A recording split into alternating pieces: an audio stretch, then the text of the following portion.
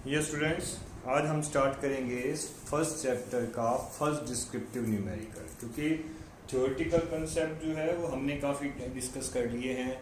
Short type के numerical मैंने 2 दिए थे आपको करने के लिए। कुछ बच्चों के शॉर्ट टाइप के न्यूमेरिकल्स में प्रॉब्लम भी आ रही है। क्वेरी भी एक बच्चे ने मुझसे 2 बच्चों ने पूछी है।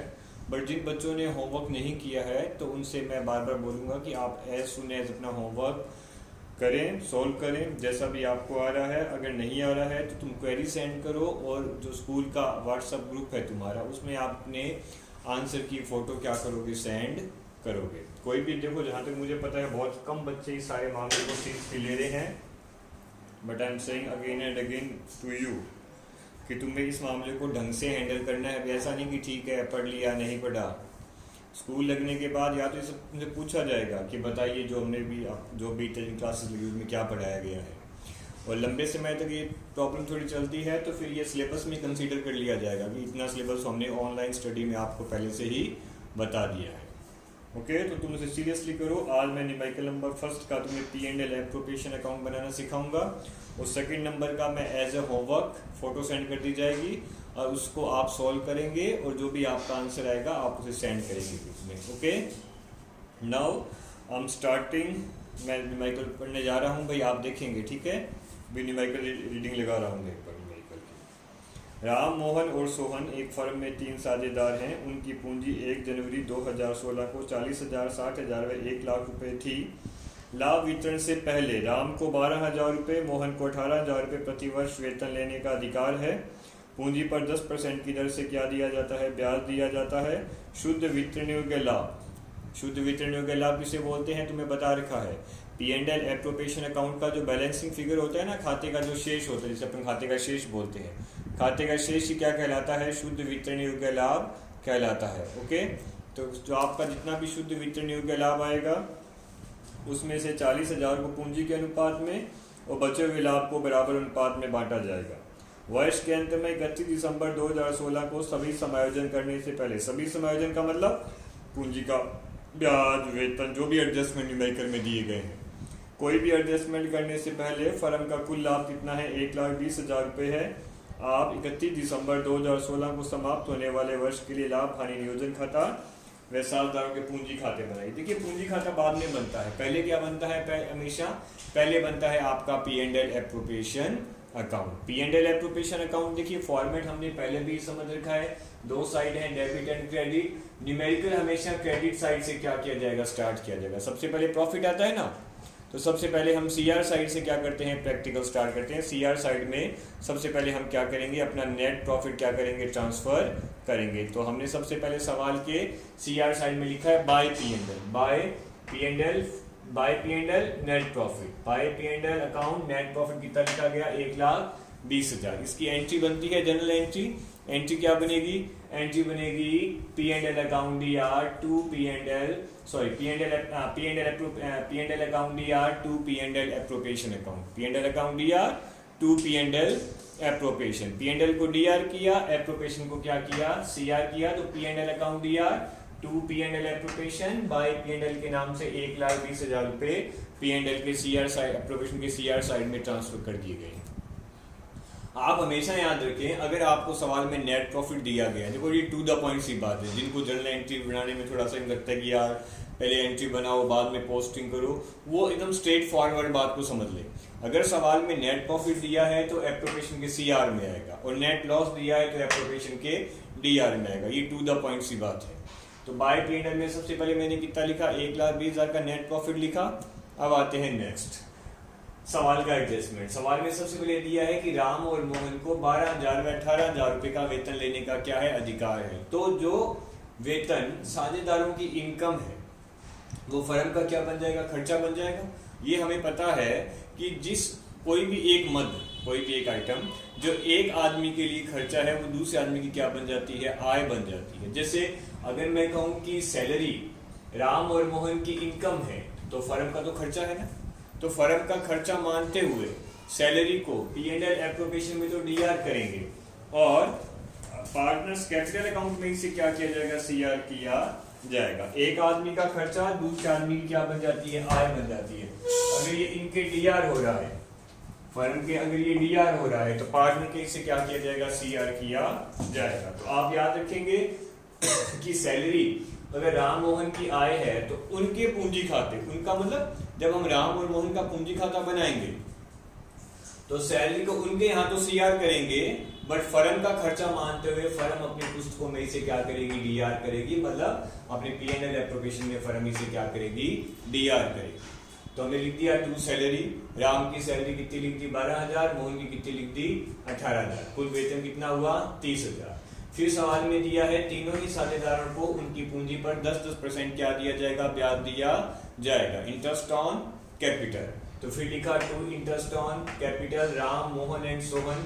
राम की पूंजी 40,000, 40,000 का 10% 4,000, इसकी 60,000, 60,000 का 10% 6,000, सोहन की 1,00,000, 1,00,000 का 10% 10,000। तो कुल ब्याज कितना हो गया 4, 6, 10, कुल ब्याज हो गया 20,000। ओके, आपके न्यूमेरिकल में ये दो ही एडजस्टमेंट थे। पहला एडजस्टमेंट किसका था, पहले एडजस्टमेंट था सैलरी का, जिसे मैंने डीआर किया, फिर पूंजी का ब्याज उसे भी मैंने डीआर किया। अब इसके बाद सवाल में कोई भी समायोजन पेंडिंग नहीं रहा है, दो ही समायोजन थे, दोनों मैंने कर दिए।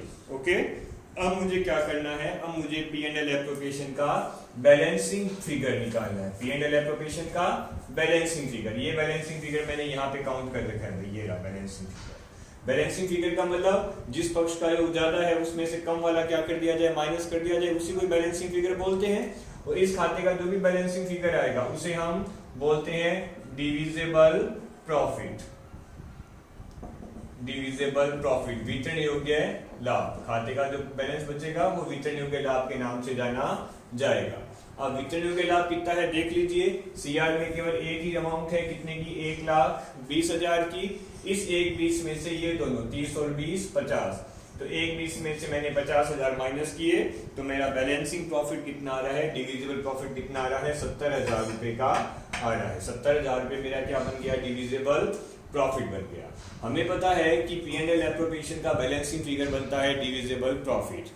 ये divisible profit partners capital account में ट्रांसफर किया जाएगा साझेदारों में विभाजित करते हुए।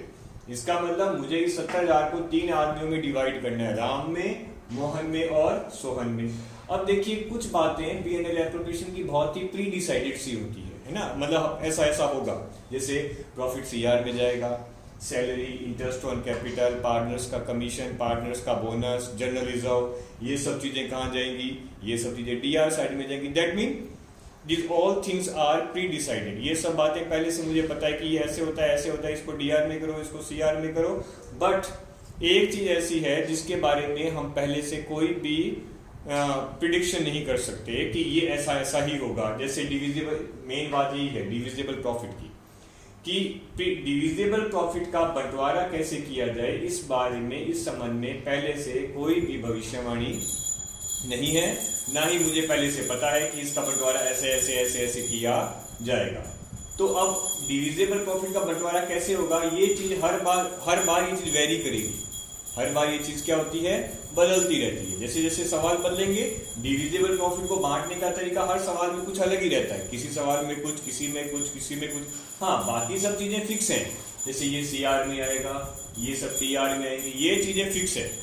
बट ये डिविजिबल प्रॉफिट तीनों पार्टनर्स में, 2 पार्टनर, जितने पार्टनर, डिविजिबल प्रॉफिट सभी पार्टनर्स में कैसे बांटा जाएगा, इस चीज के बारे में पहले से कोई भी भविष्यवाणी नहीं की जा सकती। ये चीज डिपेंड करती है तुम्हारे न्यूमेरिकल पे। जैसा न्यूमेरिकल में बोला जाएगा तो वैसे ही इस डिविजिबल प्रॉफिट को पार्टनर्स में क्या करोगे, डिस्ट्रीब्यूट करोगे। अब हमारे न्यूमेरिकल में क्या बोला गया है, इसके लिए मैंने देखिए वर्किंग नोट बना रखा है नीचे, अकॉर्डिंग टू न्यूमेरिकल, जैसा न्यूमेरिकल में बोला है, दी गई परिस्थिति के अनुसार मैंने क्या बना दिया है, इसका एक वर्किंग नोट भी बना दिया है। मेरे न्यूमेरिकल में बोला गया है कि डिविजिबल प्रॉफिट के 2 टुकड़े करने हैं। 70,000 के डिविजिबल प्रॉफिट में से 40,000 अलग निकालना है और 30,000 अलग निकालना है। उसने यूं बोला है कि डिविजिबल प्रॉफिट का फर्स्ट 40,000 एंड बैलेंस, तो डिविजिबल प्रॉफिट में से 40 में निकाल दूंगा तो बैलेंस कितना बचेगा, 30 बचेगा, ये तो सबको पता है। तो 70 के इसने 2 टुकड़े करवा दिए, ये कितने भी करवा सकता है, ये 70 को डायरेक्ट भी डिवाइड करवा सकता है, 70 को 35 और 35 में भी डिवाइड करवा सकते हैं, 50 और 20 में भी डिवाइड करवा सकते हैं, जैसे इसे ठीक लगेगा, जैसा इसका माइंड सेट है वैसा ही ये क्या कर लेगा, इसे डिवाइड करवा देगा। तो इसीलिए आप तुम इसे पैटर्न मत मान लेना कि हमेशा ऐसा ही होगा, ये अकॉर्डिंग टू न्यूमेरिकल बार बार वेरी करती रहेगी ये चीज। ओके, तो 70 के इसने 2 टुकड़े करवाए। ये कहता है कि फर्स्ट 40,000 को इन तीनों ही पार्टनर राम मोहन सोहन, राम मोहन और सोहन, 70,000 में से पहला 40,000 राम मोहन सोहन के पूंजी अनुपात में क्या करना है, विभाजित करना है। इसलिए मैंने पहले इन तीनों पार्टनर्स के पूंजी अनुपात क्या किए हैं, कैलकुलेट किए हैं। कैपिटल रेशो कैसे कैलकुलेट किए, पहले की कैपिटल है 40,000, दूसरे की 60,000, तीसरे की 1 लाख। इन सबके जीरो अगर मैंने ओमिट किए, जीरो कैंसिल किए तो आया 4, 6 और 10। किसी कॉमन टेबल से डिवाइड होते हैं, ये ऐसे 2 की टेबल से क्या हो रहे हैं, सारे के सारे डिवाइड हो रहे हैं। तो 2, 3 एंड 5 2 की टेबल से डिवाइड करने पर ही आ गया 2:3:5। तो ये इन तीनों साधारणों का क्या बन गया, पूंजी का अनुपात बन गया 2:3:5। अब मैं इस 70,000 में से पहला 40,000 इस पूंजी के अनुपात में क्या करूंगा, विभाजित करूंगा। 40,000 को मैंने 2:3:5 में क्या किया है, तीनों पाए डिवाइड किया है। जब 70,000 को मैं 2, 3, 5 में डिवाइड करूंगा तो राम के हिस्से में कितना आएगा, 40,000 गुना 2/10। 10 का मतलब 3 और 2 5, 5 और 5 10। तो 40,000 गुना 2/10 8,000, 40,000 गुना 3/10 12,000, 40,000 गुना 5/10 20,000। 10 है इन तीनों का योग, 40,000 का 2/10, 40,000 का 3/10, 40,000 का 5/10। तो पहले आदमी को मिल रहे 8,000 का लाभ, दूसरे को मिला 12,000 का लाभ, तीसरे को मिला 20,000 का लाभ। ओके, ये तो हो गया 40,000 का बंटवारा पूंजी के अनुपात में। अब ये कहता है कि बचे हुए 30,000 को तीनों में बराबर डिवाइड कर देना। तो बराबर डिवाइड करने का मतलब क्या है कि 30,000 को 1:1:1 बराबर का मतलब 1:1:1 होता है। तो 30,000 को मैंने 1:1 में डिवाइड किया तो इनके तीनों के हिस्से में कितने कितने रुपए आ रहे हैं, 10,000 रुपए का क्या आ रहा है, प्रॉफिट आ रहा है। तो हमने क्या किया है, हमने 70,000 के डिविजिबल प्रॉफिट को प्रश्न में दी गई सूचना के अनुसार तीनों ही साझेदारों में क्या कर दिया है, विभाजित कर दिया। ये जो चीज है ना, ये नीचे वाला जो पोर्शन है वर्किंग नोट का, यही मेन है। ये बार बार सवालों में क्या होता रहता है, चेंज होता रहता है। तो आप ये भी ध्यान रखेंगे कि प्रॉफिट को बांटना है, मगर प्रश्न में दी गई सूचना के अनुसार ही क्या किया जाएगा, इसे विभाजित किया जाएगा। किसी रट्टा मार तरीके से ये चीज सॉल्व नहीं हो सकती, ये हमेशा समझ से ही किया जा सकता है। ऊपर वाला पोर्शन में भी तुम रट्टा मार के भी शायद क्लियर कर लो, बट नीचे वाले पोर्शन का तो तुम्हें अंडरस्टैंडिंग ही क्या करनी पड़ेगी, मेंटेन करनी पड़ेगी अपनी। ओके, अब जितना भी प्रॉफिट हुआ है उसे तीनों पार्टनर्स के पूंजी खाते में क्या करना है, ट्रांसफर करना है। तो मैंने लिखा है 2 partners capital account, Ram Mohan and Sohan. Ram को प्रॉफिट कितना मिलेगा, 8,000, तो ये 10,000 वो दूसरी साइड से, तो 8 और 10 कितने हो गए, 18। ऐसे ही मोहन के एक बार 12 मिले थे 40,000 के अंदर, फिर 30 में बराबर मिला 10, 12 और 10 कितने हो गए, 22। तीसरे का 40 में आया था 20,000 और दूसरे में आया था 10,000, तो 20 और 10 कितने हो गए, 30। तो पहले आदमी को 18,000 का लाभ मिलेगा जो उसके पूंजी खाते में जाएगा, दूसरे आदमी को 22,000 का लाभ मिलेगा जो उसके पूंजी खाते में जाएगा, और तीसरे आदमी को 30,000 का लाभ मिलेगा जो उसके पूंजी खाते में क्या किया जाएगा, ट्रांसफर किया जाएगा। कुल लाभ कितना हो गया, 70,000, और दोनों साइड क्या हो गए हैं, 1,20,000 1,20,000 रुपए से बराबर कर दिए गए। ये है तुम्हारा part P&L appropriation account. Okay, पूरे न्यूमेरिकल में देखेंगे प्रॉफिट ट्रांसफर करने के बाद मैंने सैलरी लिखा, इंटरेस्ट ऑन कैपिटल लिखा, फिर मैंने क्या निकाला, 70,000 का डिविजिबल प्रॉफिट निकाला CR माइनस DR के डिफरेंस से, और उस 70,000 के प्रॉफिट को फिर तीनों पार्टनर्स में क्या किया गया है, डिवाइड किया गया है। डिवाइड करने के लिए प्रश्न में दी गई सूचनाओं को क्या किया गया है, फॉलो किया गया है। सूचना दी गई थी कि 70,000 के 2 टुकड़े किए जाए, 40,000 अलग किया जाए, 30 अलग किया जाए। 40 को पूंजी का अनुपात निकाला, फिर पूंजी के अनुपात में 40,000 को बांटा है, बचे हुए 30,000 को इक्वल, क्योंकि इसने बोला है इक्वल, तो इक्वली क्या कर दिया, डिवाइड कर दिया। और इक्वल डिवाइड करने के बाद ये सारा प्रॉफिट इन तीनों ही पार्टनर्स के कैपिटल अकाउंट में क्या कर दिया गया है, ट्रांसफर कर दिया गया है। ओके, तो ये हो गया तुम्हारा P&L एप्रोप्रिएशन अकाउंट इस क्वेश्चन का। अब बारी किसकी आएगी, P&L एप्रोप्रिएशन के बाद बारी आती है पार्टनर्स कैपिटल अकाउंट की। हम क्या बनाएंगे सवाल का, पार्टनर्स कैपिटल अकाउंट भी बनाएंगे। पार्टनर्स कैपिटल अकाउंट का कोई लफड़ा नहीं है, बस ध्यान क्या रखना है, कॉमन सी बातें हैं, बहुत ही इजी सी बातें ध्यान रखनी होती है कि जो मामला एक आदमी का खर्चा है वो दूसरे आदमी की क्या बन रही है, यहाँ पे आय बन रही है। जो तुम खर्चे यहाँ DR कर रहे थे वही सारी मदें P&L पार्टनर्स कैपिटल अकाउंट में पार्टनर्स की एज ए इनकम क्या कर दी जाएंगी, CR साइड में ट्रांसफर कर दी जाएंगी। ओके, चलिए अब देखते हैं हम इसका पार्टनर्स कैपिटल अकाउंट। ये देखो, ये तुम्हें न्यूमेरिकल नोट भी करना है अभी। आप अपना जो अकाउंटेंसी का फेयर रजिस्टर था उसमें आप ये न्यूमेरिकल नोट भी करेंगे, स्क्रीन को पॉज कर लें और आप ये न्यूमेरिकल अपनी फेयर रजिस्टर में क्या करेंगे, मेंटेन करेंगे। ठीक है, चलिए come to the point. Next we will prepare partners capital account. Okay, partners capital account का क्या फॉर्मेट है? पार्टनर्स कैपिटल अकाउंट जितने पार्टनर उतने column. Partners capital account, 3 partner हैं मेरे, राम, मोहन और सोहन। तो तीनों के क्या बनाऊंगा मैं, कॉलम बनाऊंगा। 3 DR में, 3 CR में। 3 आदमियों के 3 खाते नहीं बनेंगे, 3 आदमियों का एक ही अकाउंट बनेगा जिसमें क्या कर दिया जाता है, कॉलम का पार्टीशन कर दिया जाता है ना। हम पार्टीशन से न्यूमेरिकल सॉल्व कर लेंगे। ऐसे नहीं कि 3 आदमी है तो तुम्हें 3 बार अलग अलग अकाउंट बनाना पड़ेगा। सबसे पहले क्या आता है, पार्टनर्स कैपिटल अकाउंट का opening balance. Partners capital account का ओपनिंग बैलेंस क्या रहेगा? देखो, कैपिटल अकाउंट एक लायबिलिटी है और लायबिलिटीज का ओपनिंग बैलेंस हमेशा क्या आता है, CR में आता है। तो बाय बैलेंस BD याद रखेंगे। कैपिटल क्या है, ये लायबिलिटी है और लायबिलिटीज का बैलेंस हमेशा क्या चलता है, CR में चलता है। तो पहले पार्टनर की पूंजी है 40,000, दूसरे की थी है 60,000, तीसरे की थी 1 लाख। ये आ गई इनकी पूंजी। अब जिन मदों को तुमने P&L एप्रोप्रिएशन में DR किया था, जिन मदों को तुमने P&L एप्रोप्रिएशन में DR किया था वो सब CR होंगी, बस सीधा सा हिसाब। क्योंकि वो फर्म के खर्चे थे तो फर्म ने तो उन्हें खर्चा मानते हुए DR किया, मगर वो राम, मोहन, सोहन की तो इनकम थी ना, तो उधर उनका खर्चा मान के DR किया, तो उधर इनकी इनकम मान के क्या करेंगे, CR करेंगे। तो बाय सैलरी, सैलरी किस किस की थी, सैलरी थी राम और मोहन की, तो बाय सैलरी अकाउंट। राम वाले में कितना है, राम की सैलरी थी 12 और दूसरे की थी 18, 12,000 और 18,000। ओके, सोहन की सैलरी नहीं थी। फिर था bye interest on capital account. Interest on capital तो तीनों का था, कितना था, 4,000, 6,000 और 10,000। तो 4,000, 6,000 और 10,000 के आ गया तीनों का इंटरेस्ट ऑन कैपिटल। फिर हमने तीनों का प्रॉफिट निकाला था। ये प्रॉफिट क्या था, ये वो P&L एप्रोप्रिएशन का जो बैलेंसिंग फिगर था 70,000 रुपए।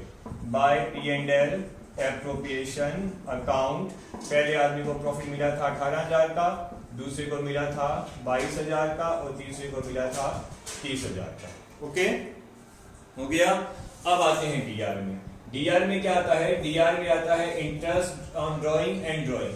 DR में बहुत कम मदें आती है। DR में आता है ड्राइंग और इंटरेस्ट ऑन ड्राइंग, बट हमारे न्यूमेरिकल में ना तो कोई इंटरेस्ट ऑन ड्राइंग है ना ही कोई ड्राइंग है। अगर सवाल में इंटरेस्ट ऑन ड्राइंग या ड्राइंग होते तो वो DR साइड में ट्रांसफर होते, मगर न्यूमेरिकल में कोई इंटरेस्ट ऑन ड्राइंग या ड्राइंग नहीं है, तो तुम्हें सीधा ही खाते का योग लगाना है और वो योग ही इनका बैलेंस शीट बन जाएगा। Balance sheet mean closing capital. ये ओपनिंग कैपिटल है, जो दी आती है वो ओपनिंग होती है। हम बैलेंसिंग फिगर से क्या निकालते हैं, क्लोजिंग कैपिटल निकालते हैं। एडिशन लगाएंगे, पहले का एडिशन आ रहा है 74,000, दूसरे का एडिशन आ रहा है 1,06,000 और लास्ट वन का एडिशन आ रहा है 1,40,000। ये इन तीनों का क्या आ गया, एडिशन आ गया। इसी को क्या मान लिया जाएगा, इन तीनों का बैलेंस शीट ही मान लिया जाएगा। ये हो गया हमारा चैप्टर का फर्स्ट न्यूमेरिकल। ओके, एक बार दोबारा देखेंगे। सबसे पहले opening balance of capital account as per given information. सवाल में पूंजी का प्रारंभिक शेष दिया गया है। पहले आदमी का बैलेंस 40,000, दूसरे का 60,000, तीसरे का 1 लाख। फिर 2 आदमियों की सैलरी थी तो उधर सैलरी DR में आई, तो इधर सैलरी एज इनकम क्या आ गई, CR में आ गई 12,000 और 18,000। फिर इंटरेस्ट ऑन कैपिटल तीनों का CR कर दिया और तीनों का लाभ उनके खाते में, CR का मतलब दे दो, देना है, तो देना है तो उनके अकाउंट में क्या कर दिया गया है, क्रेडिट कर दिया गया है। जो देना है वो क्रेडिट और जो लेना है वो डेबिट। अब लेते क्या है, ड्राइंग का पैसा वापस लेते हैं और इंटरेस्ट ऑन ड्राइंग लेते हैं। बट न्यूमेरिकल में ना तो कोई ड्राइंग है ना कोई इंटरेस्ट ऑन ड्राइंग है, तो कुछ नहीं, DR में तो अमाउंट ही नहीं है, बस योग लगाइए। पहले का 40 + 12 + 4 + 18 = 74 योग है और ये क्या बन गया, इसका बैलेंस शीट। दूसरे का 60, 18, 6 and 22 = 106,000, तो 1,06,000 क्या बन गया, इसका बैलेंस शीट। और लास्ट वाले का 1, 10 and 30 140 क्या बन गया, इसका बैलेंसिंग फिगर बन गया। और दोनों साइड क्या हो चुके हैं, इक्वल हो चुके हैं। ये आपका फर्स्ट न्यूमेरिकल है।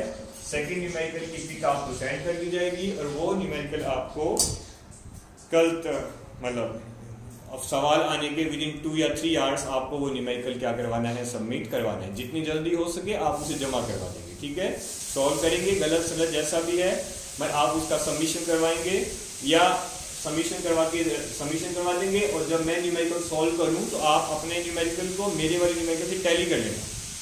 तो टैली करने से क्या होता है, प्रॉब्लम सामने आ जाएगी ना कि कहाँ मिस्टेक हो रही थी। Okay, thank you class.